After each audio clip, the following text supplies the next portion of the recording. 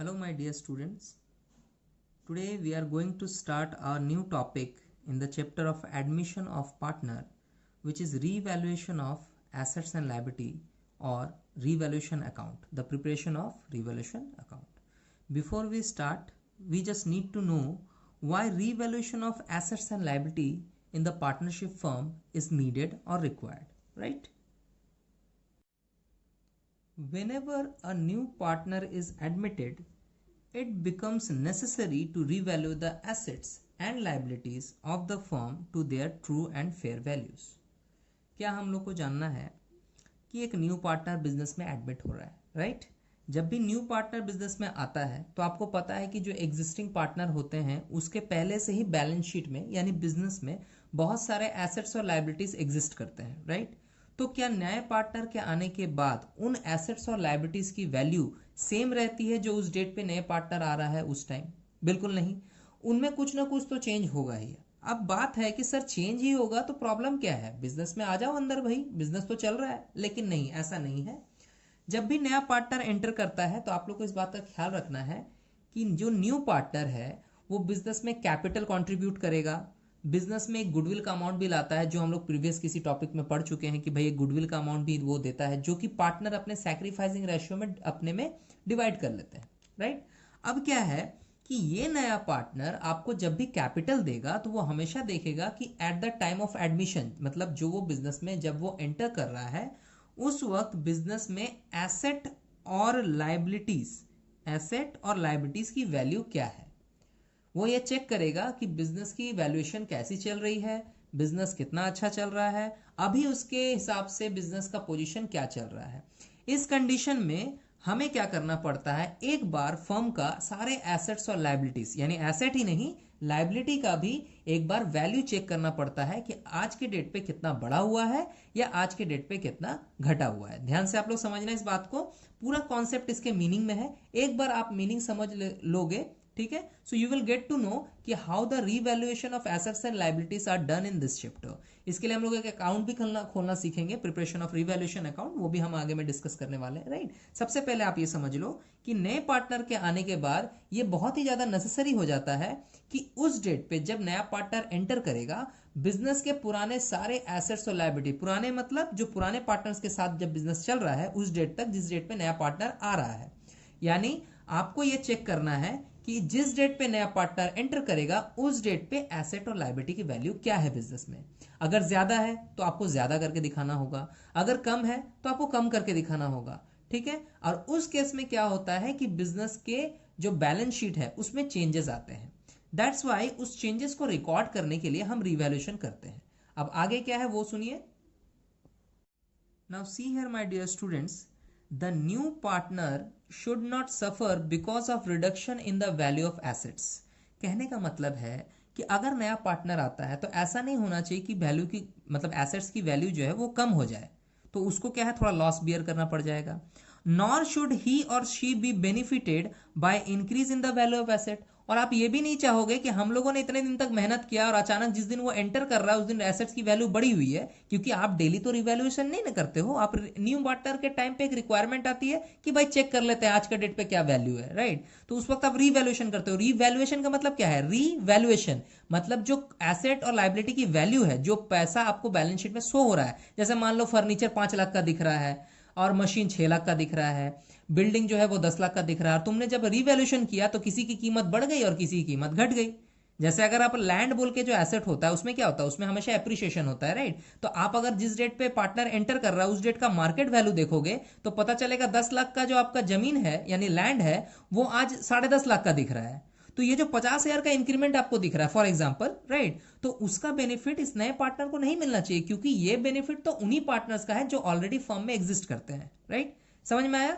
अब देखो क्या मैंने लिखा है कि the new partner should not suffer. Suffer मतलब उसको इस बात का प्रॉब्लम नहीं होना चाहिए कि because of reduction in the value of asset, मतलब एसेट की वैल्यू घट गई तो उसको भी दिक्कत हो जाएगा। नॉर शुड ही और she be benefited by increase in the value of asset, ये भी नहीं होना चाहिए कि भाई कोई बेनिफिट उसको फालतू का मिल जाए कि अभी तो बिजनेस में आया भी नहीं है और इस डेट को मैंने कैलकुलेशन किया, कोई प्रॉफिट आया, मैंने मेरा एसेट बढ़ गया, तो मेरा तो बिजनेस का एसेट बढ़ना मतलब एक तरह से प्रॉफिट ही होना है ना, इसको हम कैपिटल गेन बोलते हैं, राइट। एसेट के टर्म में, आई मीन कॉमर्स के टर्म में या अकाउंट्स के टर्म में हम इन्हें कैपिटल गेन्स बोलते हैं। तो इन दैट केस आपको क्या प्रॉब्लम आएगा कि एसेट का वैल्यू अगर बढ़ जाए तो उसका भी बेनिफिट नए पार्टनर को मिल जाएगा। So it is necessary to revaluation of all assets and liability that time. Okay, so now revaluation of assets and liabilities is done with the help of a new account called revaluation account। अब आप समझ जाओगे कि ये जो मैं इतने देर से बोल रहा था कि क्यों revaluation of assets and liability लगता है और उसको करते कैसे हैं। तो एक अकाउंट ओपन करना है, कौन सा अकाउंट, नाम है revaluation account. Okay, now sometimes this account is called as profit and loss adjustment account. कभी कभी आपको बुक्स वगैरह में या फिर आप नॉर्मली भी अगर जानोगे, क्योंकि हम लोग अभी जस्ट स्टार्ट कर रहे हैं चैप्टर को, सो आपको यह जानना जरूरी है कि इन सम केसेस या फिर समटाइम्स क्या होता है बुक्स के ऑथर के हिसाब से या फिर आप प्रैक्टिकल लाइफ में भी देखोगे कि रिवैल्यूएशन अकाउंट को कभी कभी यूज नहीं किया जाता इस नाम से, उस जगह पे एक और नेम यूज किया जाता है, that is called as profit and loss adjustment account. But don't worry, the nature is same, account same ही है और सारा काम और सारा अकाउंटिंग इसी अकाउंट में और इस अकाउंट में दोनों में सेम तरीके से होता है, बट नाम चेंज है। ठीक है, अकॉर्डिंग टू टर्म वो कोई भी यूज कर सकता है, रिवैल्यूएशन अकाउंट लिखो या फिर आप profit and loss adjustment account, right. So what I'm trying to say here is कि although this account is a nominal account, हमेशा याद रखना बाबू, ये जो रिवैल्यूएशन अकाउंट और profit and loss adjustment account जिसकी भी मैं बात कर रहा हूँ, ठीक है, ये एक नॉमिनल अकाउंट है बाय नेचर।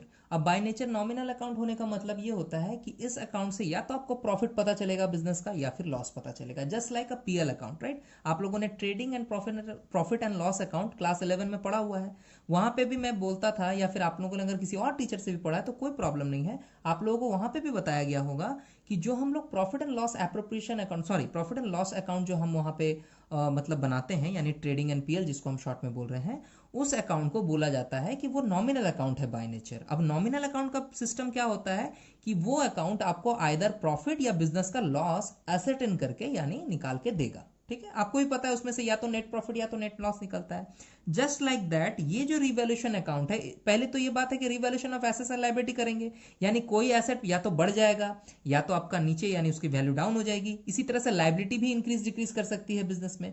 अब in that case although this account is a nominal account, मतलब आपको पता है कि ये अकाउंट नॉमिनल अकाउंट की तरह वर्क करेगा, therefore if there is a loss in revaluation of asset and liability, अगर आपको कोई एसेट और लायबिलिटी में लॉस दिख जाए, ठीक है, the revaluation account will be debited, is debited, माने आपको रिवैल्यूएशन का अकाउंट के डेबिट में लिखना है।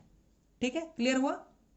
And if there is any profit और gain in revaluation of assets and liabilities, अगर आपको लॉस के जगह पे अगर कोई प्रॉफिट या गेन दिख जाता है, ठीक है, तो रिवैल्यूएशन अकाउंट को क्रेडिट करना है। फिर से बता देते हैं, आई एम रिपीटिंग अगेन कि if there is any loss, अगर किसी रीजन से आपको एसेट के या लायबिलिटी के साइड से आपको कोई लॉस दिख जाता है, अब लॉस कैसे हम लोग समझते हैं वो तो हम डिस्कस करेंगे, I will discuss it later, थोड़ा देर बाद हम डिस्कस करेंगे तो आपको पूरा कॉन्सेप्ट क्लियर हो जाएगा। ठीक है, अभी आप थोड़ा थ्योरेटिकल कॉन्सेप्ट को अपने माइंड में रख लो ताकि आगे जब भी हम कोई चीज बताएं तो ऐसा ना लगे कुछ नया समझ रहे हैं। ठीक है, तो हम लोग इसकी अकाउंटिंग जब देखेंगे तो इन सारे कॉन्सेप्ट्स को लेके काम करेंगे आगे। तो मैं जैसे जैसे उस वक्त इस चीज को रिपीट करूंगा कि ऐसे होता है तो आपको पहले से ही पता होगा, अच्छा सर ने ऐसा बताया था। ठीक है ना, सो आपको क्या कर रहा हूं मैं क्या बता रहा हूं, सॉरी, कि loss in revaluation of assets and liability, यानी अगर आपको रिवैल्यूएशन करना है, जैसे मान लीजिए बिल्डिंग का दाम बढ़ गया, ठीक है, तो आपको क्या लगेगा कि नहीं सर यहाँ तो लॉस नहीं हो रहा, यहाँ प्रॉफिट हो रहा है, चलिए अच्छी बात है। लेकिन अगर मैं बोलूं कि बिजनेस में एक फर्नीचर रखा हुआ है या एक मशीन है, उसकी प्राइस घट गई eight the time of admission, तो आप तो बोलोगे ना, अरे सर लॉस दिख रहा है हमको, तो उसका तो प्राइस घट रहा है। हम लोग रिवैल्यूएशन करके देख रहे हैं कि पहले 1 लाख का था फॉर एग्जाम्पल और वो आज 95,000 का दिख रहा है, सर 5,000 का रिडक्शन है वैल्यू में। ठीक है, अब कैसे रिवैल्यूएशन होता है वो तो फिजिकली आपको अलग से, उसके लिए तो अलग से क्लास देना पड़ेगा या अलग से उसको समझाना पड़ेगा, बट मैं ऐसा बोल रहा हूँ कि जब फिजिकली जो वेरीफाई करता है, मान लीजिए इंजीनियर वेरीफाई कर रहा है, ठीक है, या कोई ऐसा स्टाफ जो इसको इस बात का नॉलेज हो, तो वो वेरीफाई करके पता कर लेता है कि इसकी वैल्यूएशन अभी क्या होगी।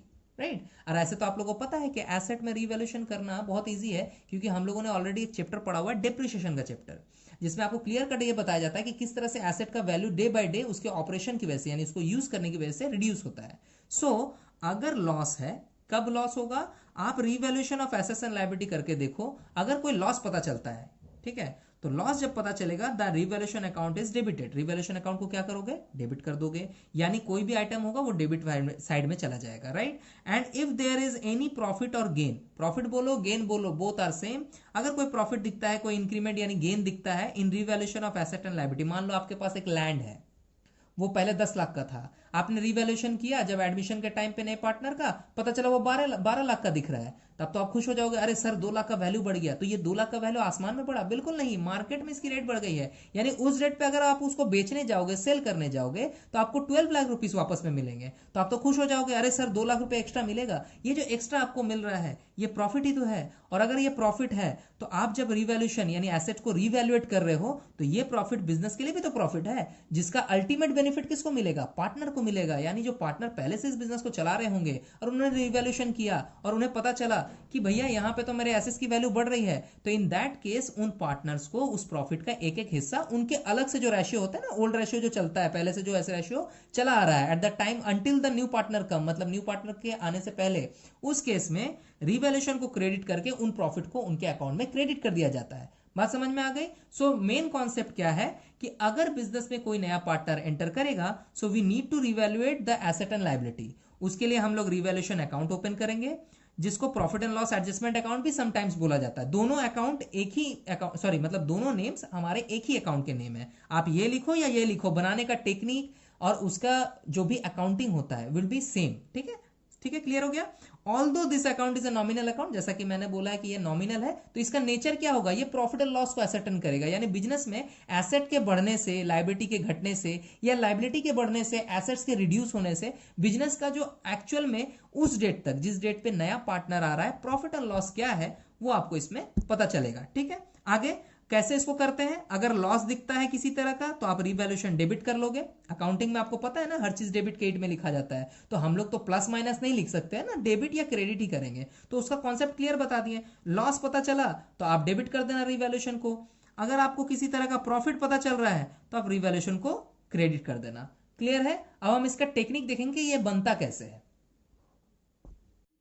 नाउ माय डियर स्टूडेंट्स, अब हम लोग क्या करेंगे, जैसे हर चैप्टर्स में हम लोग जनरल एंट्री का एक सेशन करते हैं, यानी जनरल एंट्री को समझते हैं, जनरल एंट्री को सीखते हैं कि भाई ऐसे सिचुएशन में कैसे एंट्रीज करनी है, यहाँ पर भी सीखेंगे। Entries for the purpose of revaluation, अगर आपको रिवैल्यूएशन करना है एसेट का तो आपको किस टाइप का एंट्री करने की जरूरत पड़ सकती है, राइट। तो आप ध्यान से इस चीज को देखिएगा, okay. Now my dear students, for the decrease in the value of assets, अगर एसेट्स में आपको वैल्यू डिक्रीज होते हुए दिखता है तो क्या एंट्री करेगी। वैसे मैंने अभी अभी कॉन्सेप्ट आपको दिया है थियोरेटिकली कि जब भी कोई लॉस दिखता है, अब लॉस क्या होता है, बिजनेस में एसेट की वैल्यू कम होगी तभी तो आपको लॉस होगा ना, एसेट बढ़ेगा तो लॉस थोड़ी बोलेंगे। सो डिक्रीज का मतलब एक तरह से लॉस ही हो रहा है, तो लॉस करते वक्त हम क्या करते हैं, रिवैल्यूएशन अकाउंट को डेबिट करते हैं, तो एंट्री भी बिल्कुल उसी पर्पज से करेंगे। Now see revaluation account debit, as I said कि रिवैल्यूएशन को डेबिट करते हैं, क्यों, क्योंकि एसेट की वैल्यू डिक्रीज कर गई, मतलब आपको लॉस हो रहा है, right. Now being the value of above assets are decreased, again और कंडीशन में, यानी अगर आपका मान लो आप रिवैल्यूएशन अकाउंट नहीं मेंटेन करते हो, एज आई सेड कि रिवैल्यूएशन अकाउंट का एक और नाम भी है profit and loss adjustment account, same case है, सेम अकाउंटिंग है, तो एंट्री में भी कोई चेंज नहीं होगा। मतलब आप क्या करोगे कि अगर आप रिवैल्यूएशन अकाउंट के नाम से मैथ को नहीं सॉल्व कर रहे हो तो आप वहां पे उसके जगह पे यूज कर सकते हो profit and loss adjustment account debit to asset account. आप देख पा रहे हो revaluation account to asset account, profit and loss adjustment to asset, दोनों में से कोई एक एंट्री करनी है, दोनों का नरेशन सेम होगा, being the value of above assets are decreased. इसका मतलब कि आप जब भी एंट्री करोगे तो हर हाल में रिवैल्यूएशन अकाउंट हो चाहे profit and loss adjustment account हो, आपको डेबिट करना है in the case of when the asset is decreasing, मतलब एसेट की वैल्यू डिक्रीज कर रही है, राइट। नाउ नेक्स्ट क्या है, for the increase in the value of asset, अब डिक्रीज हम लोगों ने देख लिया, तो इंक्रीज में क्या करेंगे। देखो एक बहुत सिंपल सा ट्रिक है, अगर आपका कॉमन सेंस बोलता है कि सर अगर वैल्यू डिक्रीज करती है तो रिवैल्यूएशन को डेबिट करते हैं, राइट, और एसेट को क्रेडिट कर देते हैं, सिंपल सा थॉट है। बट इसका अगर ऑपोजिट हो रहा हो तो हमारी एंट्री भी ऑपोजिट हो जाएगी, राइट। कैसे होगा वो, तो एंट्री तो ऐसी ही होगी ना, asset account debit to revaluation account, right. इसका मतलब जो फर्स्ट एंट्री थी जब डिक्रीज हो रहा था तो रिवैल्यूएशन टू एसेट करते थे, तो अपोजिट वाला सिचुएशन में एंट्री भी अपोजिट यानी रिवर्स हो जाएगा, एसेट डेबिट में आ जाएगा और रिवैल्यूएशन क्रेडिट में आ जाएगा। नेक्स्ट, अगर इसी के जगह पे मैं profit and loss adjustment account use करूं तो एसेट डेबिट में आएगा सिमिलर, बट रिवैल्यूएशन की जगह हम नेम चेंज कर देंगे, हो जाएगा to profit and loss adjustment. I am saying you again and again बाबू कि revaluation and profit and loss adjustment दोनों में से कोई भी नाम चलता है, बट आपको ख्याल रखना है कि आप अलग अलग नहीं करोगे। यानी कि अगर आप किसी क्वेश्चन में profit and loss adjustment account कर रहे हो तो सारी entry profit and loss adjustment account से ही करना, ऐसे नहीं कि आधी एंट्री आप प्रॉफिट एंड लॉस एडजस्टमेंट लिख रहे हो, आधे में रिवैल्यूएशन अकाउंट लिख रहे हो, फिर तो अलग अलग अकाउंट खोलना पड़ जाएगा, तो आपका आंसर रॉन्ग आ जाएगा, राइट। आपको करना क्या है, आप अगर रिवैल्यूएशन अकाउंट लिख रहे हो तो हर जगह रिवैल्यूएशन को ही डेबिट और क्रेडिट दोनों करते हुए चलो, राइट, क्लियर है। और यहाँ पे भी मैं वही चीज बोल रहा हूँ कि आपका जो एंट्री है ये और कंडीशन में है, और कंडीशन का मतलब क्या हो गया कि अगर आप एंट्री में ये वाला एंट्री पास करते हो कि वैल्यू ऑफ एसेट इंक्रीज कर रहा है तो हम ये एंट्री पास किए सर, तो इस एंट्री की नेसेसिटी नहीं है क्योंकि ये और कंडीशन में है, या तो ये करो या तो ये वाला एंट्री करो, यानी या तो ये पहला वाला एंट्री करो तो ये करने की जरूरत नहीं है, और ये अगर ये करोगे तो ये वाली एंट्री करने की जरूरत नहीं है। चलिए हम आगे बढ़ते हैं। Now for increase in the value of liabilities, इसमें क्या करेंगे कि जिस तरह से एसेट्स की वैल्यू अप्स एंड डाउन होती है उसी तरह लाइबिलिटीज की भी होती है। तो हम लोग सिर्फ ऐसा नहीं है कि बिजनेस का एसेट ही रिवैल्यूएट करेंगे, हम लाइबिलिटीज को भी चेक करेंगे कि उसकी वैल्यू कम या ज्यादा तो नहीं होगी eight the time of admission, right. तो उसके लिए भी हम लोग क्या करेंगे, सिमिलरली एंट्री का सिस्टम वही है। अब हम चेक करेंगे कि अगर लाइबिलिटी में इंक्रीमेंट आ जाए, लाइबिलिटी का वैल्यू अगर बढ़ जाए तो आप वहां पे केस कैसे एंट्री पास करते हो, right. Now you can see the entry is revaluation account debit to liabilities account, यानी अगर लाइबिलिटी इंक्रीज कर जाए तो रिवैल्यूएशन उस केस में भी डेबिट करते हैं, being the value of above liabilities are increase. Now और कंडीशन में सिमिलरली एसेट की ही तरह हम प्रॉफिट एंड लॉस एडजस्टमेंट को रिवैल्यूएशन अकाउंट की जगह यूज कर सकते हैं, तो हम एंट्री करेंगे profit and loss adjustment to liabilities, यानी रिवैल्यूएशन की जगह बस इस नाम को चेंज कर दो, the entry will be the same, the narration will be same, but again I am saying कि या तो ये एंट्री होगी या तो ये एंट्री होगी, दोनों को मिक्स नहीं करना, और ऐसा भी नहीं करना है कि रिपीट कर देना है, यानी इसको करने के बाद भी आप एक एंट्री कर दो कि सर आपने तो दो दो एंट्री बताया था, है ना, तो हम लोगों ने दोनों एंट्री पास कर दी, ऐसा कुछ नहीं है। आप और देख पा रहे हो यहाँ पे मैंने बड़े बड़े लिखा हुआ है सर्कल करके कि यहाँ पे और का मतलब ये है कि या तो ये एंट्री करना है या तो ये एंट्री करना है, यानी किसी क्वेश्चन में पीएल एडजस्टमेंट मेंटेन हो रहा है तो आपको ये वाली एंट्री करनी, फिर आप ये वाला एंट्री मत करो, राइट। हर जगह पे आप पीएल एडजस्टमेंट वाला ही एंट्री करो, चाहे डेबिट में करो चाहे क्रेडिट में करो, राइट। तो इस बात का आपको ख्याल रखना है। नाउ सी हियर कि for decrease in the value of liabilities तो एंट्री हमारी होती है liabilities account debit to revaluation account, बिल्कुल ऑपोजिट जैसे आपके एसेट के टाइम पे था कि उसमें इंक्रीज की एंट्री को हम रिवर्स कर देते हैं, यहाँ पे भी इंक्रीज की एंट्री को हम रिवर्स कर देंगे। इंक्रीज जब लाइबिलिटी में होता है तो एंट्री होती है रिवैल्यूएशन टू लाइबिलिटी, और जब हम डिक्रीज करेंगे तो हम एंट्री करेंगे liability account debit to revaluation account, clear है, being the value of above liabilities are decrease. और एज आई सेड कि अगर आप रिवैल्यूएशन अकाउंट मेंटेन नहीं कर रहे हो, उसके जगह पे profit and loss adjustment account maintain कर रहे हो, तो लाइबिलिटीज अकाउंट डेबिट तो वैसा ही रहेगा, बस रिवैल्यूएशन की जगह नाम आप चेंज करके लिखोगे profit and loss adjustment account. So ये हो गया बेसिक कुछ एंट्रीज। अब हम थोड़ा सा मेन पार्ट की तरफ आगे बढ़ रहे हैं।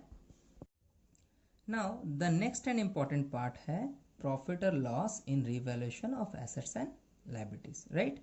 नाउ प्रॉफिट एंड लॉस की बात मैं क्यों कर रहा हूँ, देखो भाई ऐसा है कि अगर बिजनेस में आप रिवैल्यूएशन कर रहे हो यानी बिजनेस के प्रॉफिट को एसेट्स और लाइबिलिटीज को चेक कर रहे हो कि बढ़ा है या कम हुआ है, राइट। तो इन दैट केस क्या होता है, जरूर उसमें आपको कुछ ना कुछ फायदा या नुकसान तो होने ही वाला है, ठीक है। अगर आपको दिखता है कि भैया मेरे जो लॉसेस है वो ज्यादा है, यानी बिजनेस में एसेट्स की वैल्यूज कम ही होती जा रही है, लाइबिलिटीज बढ़ते जा रहे हैं, तो इन दैट केस आपको लगेगा नहीं नहीं अब तो लॉस दिख रहा है बिजनेस में, ठीक है।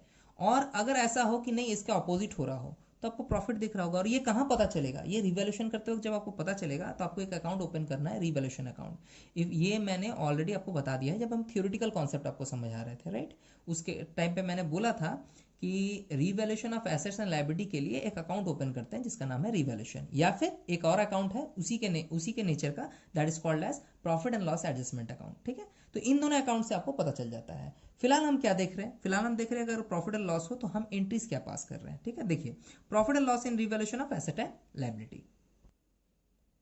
So if credit side of revaluation account is in access, यानी अगर आपका क्रेडिट साइड बढ़ा हुआ है, ठीक है, इसी अकाउंट का it source profit on revaluation. Clear है? अगर आप रिवैल्यूएशन अकाउंट क्रिएट कर रहे हो, आपने सारी एंट्रीज कर ली, कब एसेट इंक्रीज हुआ, कब एसेट डिक्रीज हुआ, कब लाइबिलिटी इंक्रीज हुआ, कब लाइबिलिटी डिक्रीज हुआ, इन दैट केस आपको ये पता चलता है कि इसका क्रेडिट साइड, याद रखना ये अभी हम एक पार्ट बता रहे हैं, फिर हम डेबिट साइड की भी बात करेंगे। If credit side of revaluation account is in excess, excess का मतलब ज्यादा होना, अगर क्रेडिट साइड रिवैल्यूएशन अकाउंट का एक्सेस यानी ज्यादा दिख रहा है, it shows profit on revaluation. ये क्या बताता है आपको, ये क्या दिखाता है कि आपको प्रॉफिट हो रहा है बिजनेस में। अब एक बात बताओ, प्रॉफिट अगर हो रहा है, नया पार्टनर अभी एडमिट कर रहा है, तो नए पार्टनर का प्रॉफिट तो ये है नहीं, ये किसका प्रॉफिट होगा? Eight the time of admission ये पार्टनर जो आपके ऑलरेडी है बिजनेस में, मान लो ए बी सी पार्टनर है, तो ये पार्टनर पहले से है, अब डी नाम का कोई पार्टनर नया आ रहा है, तो आप तो ये नहीं बोलोगे ना कि डी भी इसमें से प्रॉफिट ले लेगा, तो बाकी के 3 पार्टनर पागल हो जाएंगे, बोलेंगे कि अरे यार ये तो अभी नया नया आया, हम लोग तो बिजनेस इतने दिन से चला रहे हैं। तो इन दैट केस अगर आपको प्रॉफिट दिखता भी है तो वो पुराने पार्टनर का राइट होता है उस पर लेने का, राइट। तो आपको यहाँ पे क्या देखना है कि क्रेडिट साइड अगर एक्सेस करेगा तो आप प्रॉफिट असर्टेन करोगे और उसके हिसाब से एंट्रीज पास करोगे। नाउ एंट्री क्या होगा, नाउ क्या होगा कि revaluation account debit to old partners capital account आप लिखोगे, being profit on revaluation credited to old partners capital account. यानी अगर आपको प्रॉफिट होता है तो आप ये एंट्री पास करोगे कि revaluation account debit to old partners capital. अब मान के चलो कि आपके पास पहले से 2 पार्टनर है तो दोनों पार्टनर्स को देना है। अब यहाँ पे थोड़ा मैं कैलकुलेशन की टेक्निक बताता हूँ कि जो भी प्रॉफिट होता है वो कैसे डिवाइड होता है, वो होता है रैशियोज में डिवाइड। ओके, आप या तो इक्वल बांट लो या ऑलरेडी कोई रैशियो मेंशन है, लाइक वाइज 3:2 है, 5:3:2 है या 2:2:1 है, यानी बहुत सारे तरीके होते हैं रैशियोज के। तो इन दैट केस आपको क्या करना है कि जो रैशियो दिया हुआ है उसी के हिसाब से ओल्ड पार्टनर्स में उसको डिस्ट्रीब्यूट कर देना है। तो जब भी प्रॉफिट ऑन रिवैल्यूएशन होगा तो एंट्री में रिवैल्यूएशन डेबिट होगा और ओल्ड पार्टनर के सारे कैपिटल अकाउंट आपको क्रिएट करने हैं। अगर ए बी सी 3 पार्टनर पहले से हैं तो revaluation account debit to A's capital, to B's capital, to C's capital, इस तरह से आपको एंट्री करनी है। So now see here students, if debit side of revaluation account is in excess, बिल्कुल ऑपोजिट है, मतलब अगर क्रेडिट साइड एक्सेस में जाता है तो प्रॉफिट होता है, अगर रिवैल्यूएशन में डेबिट साइड एक्सेस में चला जाए तो ऑब्वियसली लॉस होगा आपको, right. Now if debit side of revaluation account is in access, अगर वो ज्यादा दिखता है आपको, डेबिट वाला साइड जो है वो ज्यादा दिखता है, इन दैट केस आप क्या करोगे कि it shows loss on revaluation, आपको पता चल जाएगा कि ये लॉस हो रहा है। अगर लॉस होगा तो एंट्री रिवर्स हो जाएगा, एंट्री बिल्कुल ऑपोजिट होगा, old partner capital account debit to revaluation account, which means old partner का कैपिटल आपका डेबिट हो जाएगा और रिवैल्यूएशन को आप क्रेडिट में लिखोगे। एंट्री में नरेशन पुट करेंगे, being loss on revaluation debited to old partners capital, यानी ओल्ड पार्टनर के कैपिटल में से इस लॉस को डिडक्ट किया जाएगा। ऑब्वियसली हम पहले भी जानते हैं कि बिजनेस में जब जब प्रॉफिट होता है पार्टनर या फिर ओनर, पार्टनर ही ओनर होता है ना, चाहे एक से ज्यादा आदमी क्यों ना बिजनेस करे, ओनर तो एक से ज्यादा आदमी हो सकते हैं क्योंकि ये पार्टनरशिप फर्म का हम अकाउंटिंग सीख रहे हैं। तो अगर एक से ज्यादा ओनर भी है तो हमारा बेसिक कॉन्सेप्ट तो सेम ही है कि कैपिटल जो है वो प्रॉफिट के केस में इंक्रीज करता है और लॉस के केस में डिक्रीज करता है।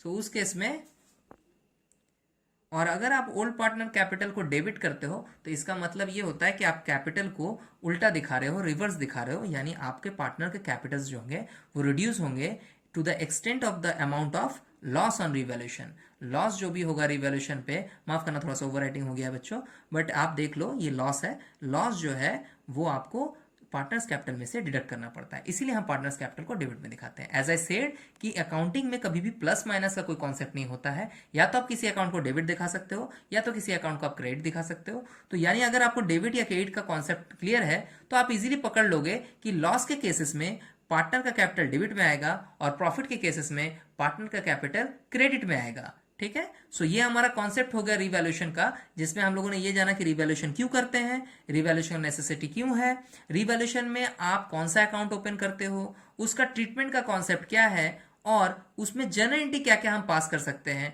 एसेट के इंक्रीज होने पे, एसेट के डिक्रीज होने पे, लाइबिलिटी के इंक्रीज होने पे, लाइबिलिटी के डिक्रीज होने पे, और लास्ट में हम क्या करते हैं, सारे काम होने के बाद उसके बाद हम चेक करते हैं कि क्या हमें बिजनेस में प्रॉफिट दिख रहा है या फिर लॉस दिख रहा है। और प्रॉफिट और लॉस के केसेस में भी मैंने आपको जनरलिटी समझा दिया है। तो हमारा theoretical concept for this particular topic revaluation वो खत्म हो गया। आगे चल के हम देखने वाले हैं, we will going to know कि प्रैक्टिकल सम्स या प्रैक्टिकल जो भी हमारे पास सिचुएशन आती है पार्टनरशिप में, हम उन्हें अकाउंटिंग वे में कैसे सॉल्व करते हैं, कैसे उसकी सॉल्यूशन निकालते हैं। हाँ, इसमें एक चीज मैं और बताने वाला हूं कि आप कैसे क्वेश्चन को देख के जज करोगे कि इसमें किस तरह से रिवैल्यूएशन हो रहा है और आप उसकी अकाउंटिंग कैसे करोगे प्रैक्टिकली अकाउंट को ओपन करके। जनरल भी करेंगे और लेजर भी ओपन करेंगे, जिसमें हम ये भी सीखेंगे कि पार्टनर का जो पहले से सारे बैलेंसेस जो एसेट और लायबिलिटी के बैलेंसेस है उनको रिवैल्यूएट करने के बाद दोबारा फिर हम उनको कैसे अकाउंटिंग करते हैं और हम बैलेंस शीट में हम फिर से कैसे उसको शो करते हैं। ठीक है। Now see my dear students, I have picked up a accounting sum for you, जिसमें हम लोग ये सीखेंगे कि रीवैल्यूएशन का जो सिस्टम है वो पर्टिकुलरली एक कॉम्प्रिहेंसिव सम में किस तरह से डिस्कस होता है, कैसे सारी चीज़ों पे एडजस्टमेंट्स करते हैं, और पर्टिकुलरली जो पार्टनरशिप का हम लोग को सम आगे चल के बनाना भी है, ठीक है, वो बेसिकली कैसा आपको देखने में मिलेगा, जो एग्जाम में भी आ सकता है प्लस जो हम लोग प्रैक्टिस के लिए भी यूज़ करेंगे। राइट। सो हम लोग अभी एक सम पढ़ने वाले हैं, आप लोग बहुत केयरफुली इसको देखिएगा। I am going to read it that the following was the balance sheet of Anurag and Bhavna.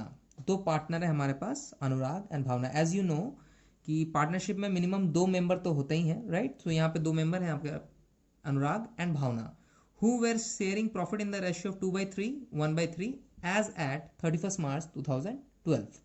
दो पार्टनर है, दोनों का एक रेशियो मेंशन किया हुआ है। याद रखिएगा हम लोगों को इस क्वेश्चन में जो हम लोग करने वाले हैं ये कॉम्प्रिहेंसिव सम है, जिसमें हम पुरानी वो सारे टॉपिक्स को डिस्कस करने वाले हैं जो अभी तक हम लोग सीख चुके हैं, like ratio calculation, goodwill valuation भी हो सकता है, गुडविल का ट्रीटमेंट भी हो सकता है, कैपिटल एडजस्टमेंट भी हो सकता है, प्लस अभी रिसेंट जो टॉपिक मैंने डिस्कस किया है that is revaluation of assets and liability.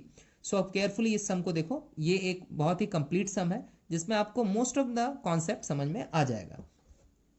Now Anurag and Bhavna is your partner, right, for the business, and उनका रेशियो क्या मेंशन है, 2/3 1/3।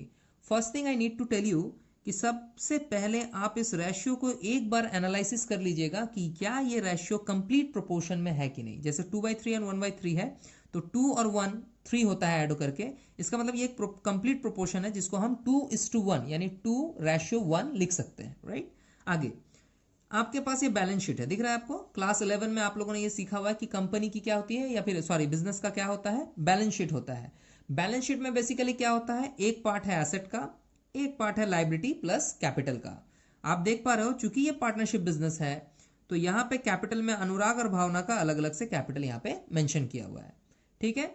यहाँ पर एसेट्स का डिटेल है, सारा इंफॉर्मेशन है, और आगे चल के क्वेश्चन ये हमें इन्फॉर्म कर रहा है कि on 1 April 2012 they agreed to admit Monica into partnership on the following terms। जो हमारी नई पार्टनर है वो है Monica, right. So Monica is the new partner and Anurag and Bhavna is old partner with old ratio of 2:1। Now we need to know कि Monica का new ratio क्या हो सकता है क्वेश्चन में। ए नंबर इंफॉर्मेशन ये बता रहा है आपको कि Monica was to be given 1/3 share in profits. Monica जो हमारी न्यू पार्टनर है उसको प्रॉफिट में 1/3 शेयर मिलेगा, ठीक है। And was to bring 15,000 as capital and 6,000 as share of goodwill. 1/3 उसका न्यू शेयर रहेगा। इसका मतलब इस क्वेश्चन में हमें रेशियो कैलकुलेशंस भी करने पड़ सकते हैं, बिल्कुल करेंगे। उसके बाद was to bring 15,000 as capital का मतलब है मोनिका का पर्सनल कैपिटल 15,000 बिजनेस में इन्वेस्टमेंट करवाना है। 6,000 as share of goodwill, goodwill के लिए मोनिका अपने तरफ से 6,000 रुपए बिजनेस में लेकर इंटर होगी। याद होगा आपको कि I have already taught you कि गुडविल जो भी नया पार्टनर बिजनेस में लेके आता है बेसिकली उसको ओल्ड पार्टनर अपने सैक्रिफाइसिंग रेशियो में आपस में बांट लेते हैं। उसके बाद एक सिचुएशन हो सकता है कि चाहे तो वो उस पैसे को बिजनेस में रिटेन करे, रिटेन करने का मतलब उसको बिजनेस में ही रहने दें, या फिर आप उसको बिजनेस से विदड्रॉ कर सकते हैं। चलिए आगे। बी नंबर पार्ट बोलता है कि that the value of stock and plant and machinery were to reduce by 10%। Question में स्टॉक और प्लांट एंड मशीनरी दो अलग अलग एसेट है, were to be reduce. Reduce का मतलब होता है कि उनमें जो रिवैल्यूएशन हो रहा है उसके हिसाब से उनको बताया जा रहा है कि उनकी वैल्यू घट रही है, रिड्यूस हो रही है, कम हो रही है। कितने से, बाय 10%। सो 10% से रिड्यूस करेंगे plant and machinery and stock को, इस बात का आपको ख्याल रखना है। आगे बोलता है that a provision of 5% was to be created for doubtful debts. Doubtful debts आप लोगों ने 11 में ये टॉपिक पढ़ा हुआ है कि डाउटफुल डेब्ट का मतलब होता है कि जब आपका डेटर, कौन सा डेटर, ये जो बैलेंस शीट में आपका सन्डी डेटर है उसके बारे में बताया जाता है कि अगर डेटर पे किसी तरह का लॉस आपको पहले से ही फ्यूचर में पता चल रहा है, आई मीन एडवांस में पता चल रहा है तो हम उसको डाउटफुल डेब्ट के नाम से एक प्रोविजन क्रिएट कर देते हैं, ताकि आगे चल के अगर कोई बैड डेब्ट हो तो वहां से पैसा एडजस्ट किया जा सके। अगर आपने उस टाइम क्लियरली इसको नहीं भी पढ़ा है तो मैं अभी थोड़ी देर पहले मैं इसको एक्सप्लेन कर रहा हूं कि ऐसे करके आपको करना है। तो यहाँ पे बेसिकली क्या बोला जा रहा है कि 5% जो प्रोविजन होगा वो किससे कनेक्टेड है, डेटर से कनेक्टेड है। किसी भी सम में, आई रिपीट, इस तरह के किसी भी सम में जो हम सीख रहे हैं, चाहे आप एडमिशन का सम सीख रहे हो या आगे चल के और भी चैप्टर्स आएंगे लाइक रिटायरमेंट, डेथ और पार्टनर, उसमें भी अगर किसी रीजन से कोई रिवैल्यूएशन डाउटफुल डेब्ट के नाम से होता है तो आपको इस बात का ख्याल रखना है कि the provision will be connected और relatable to the sundry debtor amount. इसका मतलब ये जो 9700 जो कि सन्ड्री डेटर का अमाउंट है उसमें से आपको 5% का एक प्रोविजन निकालना है। इसका मतलब ये भी होता है कि ये एक तरह की एडिशनल लाइबिलिटी है, या फिर आप ये बोल सकते हो कि मेरा डेटर का अमाउंट समहाउ लेस होने वाला है, यानी रिवैल्यूएशन के टाइम पे कम होने वाला है। ठीक है, आगे कौन सा पॉइंट है, that the building account, see here building है, right. So building account was to be appreciated by 20%। Appreciate word का मतलब होता है बढ़ना, यानी किसी का वैल्यू इंक्रीज कराना। तो डेप्रिशिएट का मतलब होता है कम होना, एप्रिशिएट का मतलब होता है ज्यादा होना। सो बिल्डिंग जो आपका है वो 20% से, बाय का मतलब है 20% अमाउंट से आपको उसको बढ़ाना होगा, राइट। आगे जो ई नंबर पॉइंट है उसमें बोला जा रहा है इन्वेस्टमेंट्स वर्थ ₹1400। ध्यान दीजिएगा, investments worth ₹1400 not mentioned in the balance sheet were to be taken into account. याद रखना है आपको इस बात का कि कोई भी ऐसा एसेट जो आपको बैलेंस शीट में ना दिख रहा हो बट उसके बारे में कुछ इंफॉर्मेशन हो जो अलग से शायद उसको अकाउंटेंट को दिख गया हो, तो उसके बारे में अगर क्वेश्चन में बोला हुआ है फिर भी आपको इसकी ट्रीटमेंट करनी पड़ेगी, क्योंकि आपको पता है कि न्यू पार्टनर आ रहा है और पुराने कोई भी हिसाब किताब में उसको आप मतलब इंक्लूड नहीं रख सकते हो, क्योंकि पुराने जितने भी चीजें हैं उस पर हक पुराने पार्टनर यानी ओल्ड पार्टनर का ही होता है। सो इन्वेस्टमेंट पहले से है, ओल्ड चीजें हैं यानी ओल्ड एसेट है जो पहले से है, सो रिकॉर्ड हो चाहे ना हो आपको इस एसेट का भी एडजस्टमेंट्स आपको कर लेना है, राइट। ध्यान रखना है इस बात का। That the amount of goodwill was to be withdrawn by the old partner. कहने का मतलब है, जैसे मैंने थोड़ी देर पहले डिस्कस किया था कि ये वाला लाइन आप पढ़ो जिसमें मोनिका 1/3 शेयर पे एंटर हो रही है, कैपिटल का अमाउंट है 15,000 as capital, right, 6,000 as a share of goodwill, और ये गुडविल जो है पार्टनर, कौन से पार्टनर, अनुराग और भावना आपस में सैक्रिफाइसिंग रेशियो जो कि हम कैलकुलेट करेंगे उसमें ये डिवाइड कर लेंगे, रख लेंगे अपने पास। लेकिन वो चाहे तो उसको बिजनेस में रिटेन भी कर सकते हैं या उसको निकाल के लेके घर भी चले जा सकते हैं, राइट। सो यहाँ पे क्या एक मेंशन हो रहा है एडिशनल इन्फॉर्मेशन कि ये पैसा वो लोग विदड्रॉ कर ले रहे हैं। कौन सा पैसा, the amount of goodwill was to be withdrawn by old partner. Old partner कौन है, ये रहे हमारे ओल्ड पार्टनर, राइट। चलिए, सो अब हम लोग क्या करेंगे, इस क्वेश्चन को स्टेप बाय स्टेप कैसे सॉल्व करते हैं आप लोग बहुत ही केयरफुली देखिएगा ताकि आपको समझ में आ जाए। याद रखिएगा ये कॉम्प्रिहेंसिव सम है। कॉम्प्रिहेंसिव सम का मीनिंग होता है कि इस क्वेश्चन में बहुत सारे पॉइंट्स हैं जिनको आपको कंसिडर करना है। लाइकवाइज मैं समझाता हूँ स्टेप बाय स्टेप क्या करना है। सबसे पहले रेशियो, तो आपको नए पार्टनर के हिसाब से रेशियो चेंज करना पड़ेगा। इसके लिए मैंने ऑलरेडी एक वीडियो लेसन दिया हुआ है, दैट इज रेशियो कैलकुलेशन और रेशियो एनालिसिस, सॉरी एनालिसिस नहीं बोल सकता मैं उसको, ratio calculation on the basis of या फिर फॉर द न्यू पार्टनर, ठीक है। तो आपको उस बात का ख्याल रखना है। नेक्स्ट है कि आपको जो नया पार्टनर है उसके गुडविल और कैपिटल का ट्रीटमेंट करना है, राइट। आगे रीवैल्यूएशन के डिटेल्स दिए हुए हैं तो आपको रीवैल्यूएशन भी करना है। बचा क्या, बचा ये कि आपको क्वेश्चन जो मेंशन करेगा करने के लिए, जैसे पास necessary general entries and prepare the revaluation account, capital account and opening balance sheet, मतलब इस बैलेंस शीट को ठीक करके आपको एक नया बैलेंस शीट भी बनाना होगा ताकि जब नया पार्टनर एंटर करे तो उसको सारी चीजें नई वैल्यू पे दिखें, राइट। तो आपको ये चीज आपको आगे चल के अभी सीखना है। चलिए, सो अब हम अपने सम को सॉल्व करने वाले हैं। सो केयरफुली देखिए आप लोग। सबसे पहले जो डिटेल हम यहाँ मेंशन करेंगे वो है अनुराग एंड भावना का, right. Anurag and Bhavna both are old partners, right, with old ratio of 2/3 and 1/3। उसको हम लोग पहले एक जगह पे लिखेंगे, राइट। सो अनुराग और भावना जिनको हम बोलेंगे ओल्ड पार्टनर्स, राइट। अब इनका जो रेशियो है वो क्या है भैया, रेशियो क्वेश्चन में मेंशन था 2/3 एंड 1/3, ये हो गया इनका ओल्ड रेशियो, क्लियर है। इसके बाद हमें कौन सी डिटेल चाहिए, हमें देखना है कि कौन सा नया पार्टनर बिजनेस में एंटर हो रहा है। नए पार्टनर का नाम है मोनिका, ठीक है, Monika who will be having 1/3 share in future profits. सो ये मोनिका के लिए उसका न्यू रेशियो है, राइट? यहां तक आपको कंफर्म है?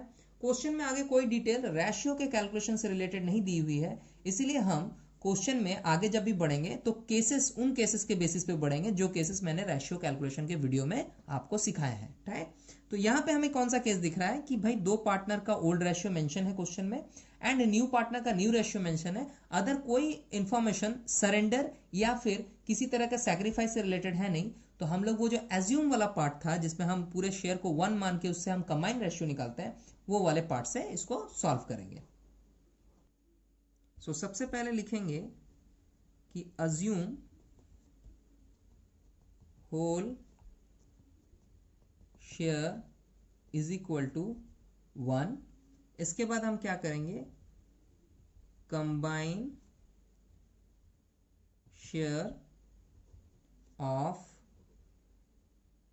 अनुराग एंड भावना जो है वो कैलकुलेट अगर करते हैं तो इस पूरे शेयर में से आप नए पार्टनर का शेयर डिडक्ट कर दो, जो कि आंसर में आएगा 2/3। ये आपका हो गया combined share for Anurag and Bhavna for future profits. Now the new ratio will be calculated. अब न्यू रेशियो आप कैसे कैलकुलेट करेंगे? सबसे पहले आप यहां लिखेंगे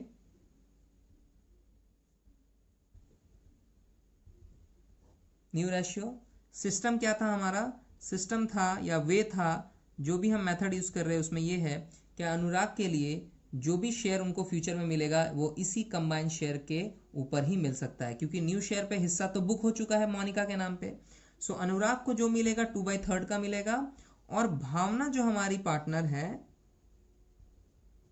उसको भी इसी 2/3 का एक पार्ट मिलेगा। अब आपको जानना है कि कौन सा पार्ट मिलेगा। एक बार आप इस जगह देखो, अनुराग का 2/3 और भावना का 1/3 का कैलकुलेशन यानी शेयर का जो रेशियो जो है वो आपका पहले से चला आ रहा है, तो उनको न्यू कंबाइंड रेशियो में से भी जो हिस्सा मिल सकता है वो इसी रेशियो पे हम दे पाएंगे, क्योंकि हमारे पास कोई अदर इंफॉर्मेशन रिलेटेड नहीं है। सो अनुराग को क्या करेंगे, 2/3 का ही 2/3 पे करेंगे, और भावना जो है वो 2/3 का 1/3 रिसीव करेगी। बच गया जो नया पार्टनर है वो है मोनिका बची है। सो मोनिका का शेयर हम यहाँ पे लिख के रख लेंगे, बाद में इसको हम कन्वर्ट करेंगे अकॉर्डिंग टू कंप्लीट रेशियो। देख लेते हैं कैसे करते हैं हम लोग। 2 × 2 4/9, राइट? 2 × 1 2/9। नाउ मोनिका का शेयर 1/3 है, जो कि एक कंप्लीट शेयर है, बट चूंकि यहाँ पे डिनोमिनेटर का सेम नहीं हो पा रहा है, सो हम यहाँ पे वो मैथमेटिकल ट्रिक अपनाएंगे जो मैंने केसेस में बताए थे बहुत पहले। सो हम यहाँ कर लेंगे 3/3, तो ये आपका 3/9 हो जाएगा। एक बार आप चेक कर लो क्या हमारा रेशियो कंप्लीट है।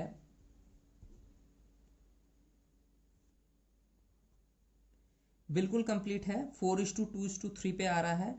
अब यहाँ पे जो मेन पार्ट है वो ये है कि हमें सैक्रिफाइसिंग रेशियो का एक कैलकुलेशन करना पड़ेगा। सो हम लोगों ने अभी न्यू रेशियो निकाल लिया है, अब हम सैक्रिफाइसिंग रेशियो में आगे बढ़ेंगे। सैक्रिफाइसिंग रेशियो जिसका फॉर्मूला ऑलरेडी बीन डिस्कस्ड है, old ratio minus new ratio होता है। सो इसका मतलब जो पार्टनर पुराने हैं यानी ओल्ड हैं, जैसे कि अनुराग, उसका ओल्ड रेशियो क्वेश्चन में 2/3 मेंशन है, और आप लोगों ने अभी अभी न्यू रेशियो देखा है 4/9। अगर आपको वीडियो में साफ साफ यहाँ नहीं दिख रहा है तो आप थोड़ा सा रिवाइज करो, थोड़ा सा वीडियो को बैक करो, तो आपको ये पूरा शेयर दिख जाएगा 4/9 के नाम से। सो यहाँ पे हम 2/3 माइनस 4/9 करेंगे तो अनुराग का सैक्रिफाइस पता चलेगा। और भावना के लिए हम क्या करेंगे कि भावना के लिए उसका पुराना शेयर 1/3 है, उसमें से भावना का न्यू शेयर यानी 2/9 माइनस करेंगे। अब आप आराम से इसको रेशियो को ब्रेक करो और देखो क्या आ रहा है।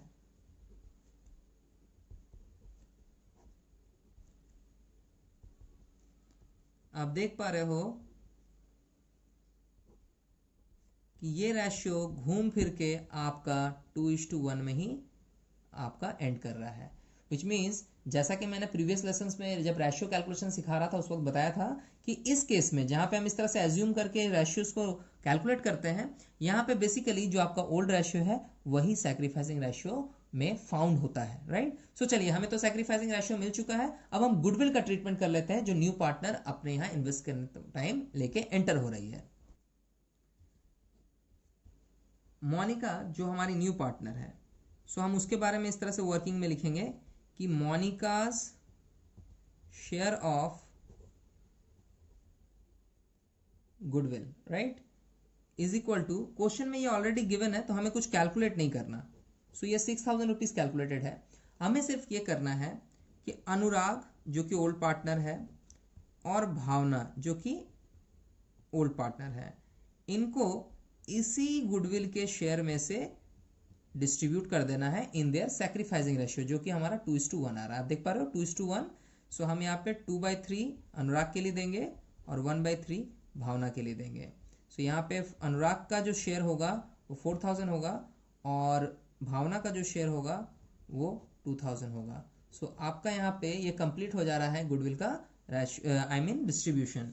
ओके, अब क्वेश्चन में कौन सा पार्ट आगे आएगा?